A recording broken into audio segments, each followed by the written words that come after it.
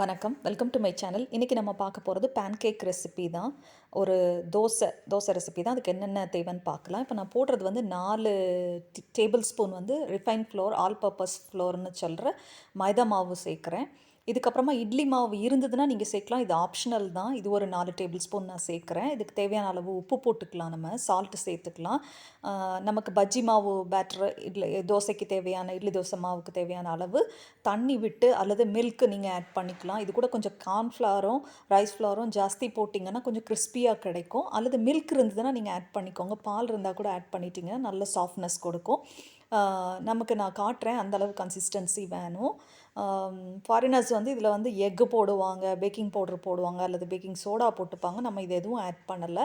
சிம்பிளாக சால்ட்டு மட்டும் ஆட் பண்ணியிருக்கேன். சுகர் ஒரு 2 டேபிள் ஸ்பூன் நான் இதில் ஆட் பண்ணியிருக்கேன். உங்களுக்கு வேணும்னா நீங்கள் சேர்த்துக்கோங்க, இல்லாட்டினா அதுவும் ஆப்ஷனல் தான். இதுக்கப்புறமா நமக்கு ஃபில்லிங்க்கு தேவையான பனானா கட் பண்ணி வச்சுருக்கிறேன், குட்டி குட்டியாக நைஸாக சாப் பண்ணி வச்சுருக்கிறேன். அதுக்கப்புறமா டேட்ஸும் சாப் பண்ணி வச்சுருக்கிறேன். அதுக்கப்புறம் கிரேட்டட் கோக்னட் வச்சுருக்கிறேன். இது வந்து ப்ரௌன் சுகர், நாட்டு சக்கரை. இப்போ வந்து நம்ம பேனில் வந்து ஆயிலோ கீயோ நீங்கள் வந்து க்ரீஸ் பண்ணிக்கோங்க. முதலையே அதை ஸ்ப்ரெட் பண்ணி வச்சுக்கோங்க. இப்போ மாவை வந்து கொஞ்சம் லிக்விடாக இருந்ததுன்னா தான் நம்ம ஊற்றுறதுக்கு நல்லாயிருக்கும். ஏன்னா ஒரு சைடு மாத்திரம் தான் நம்ம வேக வைக்க போகிறோம். இது மேலே இப்போ வந்து நான் கோக்னட் தூவுறேன், நான் ஸ்ப்ரெட் பண்ணுறேன். டெசிகேட்டட் கோக்னட் பவுடர் தான் அது தூவிக்கோங்க. இது வந்து நான் வந்து இப்போ சுகர், அதாவது நாட்டு சக்கரை நான் சேர்க்குறேன் நான். இதுக்கப்புறமா ஒரு சைடு மாத்திரம் வெந்தால் போதும். ஏன்னா மெல்லிஸாக தான் இருக்குது நம்மளோட மாவு, நல்லா வெந்திருக்கும். ஸோ எடுத்துடலாம், நம்ம குயிக்காக பண்ணிடலாம். இது சில்ட்ரன் வந்து ரொம்ப கிட்ஸ் எல்லாம் லைக் பண்ணி சாப்பிடுவாங்க, பெரியவங்களும் சாப்பிடலாம். நல்ல ஹெல்த்தியான டிஷ் தான் இது. மார்னிங் பிரேக்ஃபாஸ்ட்டாக நீங்கள் சீக்கிரமாக செஞ்சு கொடுத்துடலாம். இது தோசை மாவு இல்லாத அன்றைக்கி, இட்லி தோசை மாவு இல்லாத அன்றைக்கி நீங்கள் சீக்கிரம் செஞ்சு கொடுக்கலாம். இதுக்கு பதிலாக நீங்கள் கோதுமை மாவு கூட யூஸ் பண்ணிக்கலாம். பட் இது யூஸ்வலாக வந்து மைதா மாவில் தான் செய்வாங்க. இப்போ மேலே வைக்கிறது வந்து நான் பனானா வைக்கிறேன். இதுக்கப்புறமா நம்ம கோக்னட்டும், அதுக்கப்புறமா நம்ம வந்து சுகரும், அதாவது நாட்டு சக்கரை, தேங்காய் பூவு, வாழைப்பழம், இதை வச்சிடலாம் நம்ம. இதையும் அதே மாதிரி இதை வேக வைக்கணும்னு அவசியம் இல்லை. இது வந்து ஃப்ரூட் பேன்கேக்கு.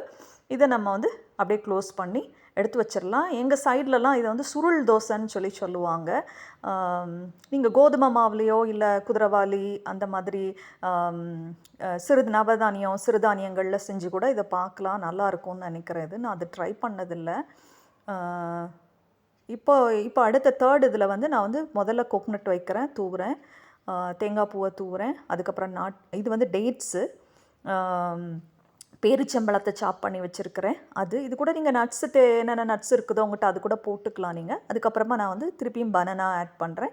இதுக்கு வந்து சுகர் தேவையில்லை, ஏன்னா நம்ம டேட்ஸ்லேயே வந்து இது ஜாகிரி சிரப்பில் தான் அவங்க போட்டு எடுக்கிறாங்க. அந்த இனிப்பு இருக்கும், அதனால் தேவையில்லை நமக்கு. அப்படியே நம்ம க்ளோஸ் பண்ணி எடுத்து வச்சிடலாம். இது வந்து நீங்கள் செய்து பாருங்கள், இது நல்லாயிருக்கும். செய்து பார்த்துட்டு கமெண்ட்டில் எப்படி இருந்ததுன்னு சொல்லுங்கள். தேங்க்யூ ஃபார் வாட்சிங், சப்ஸ்கிரைபிங் மை சேனல். மறக்காமல் பெல் ஐக்கனை டச் பண்ணுங்கள், அப்போ தான் லேட்டஸ்ட் அப்டேட்ஸ்லாம் உங்களுக்கு கிடைக்கும். Thank you. Have a nice day.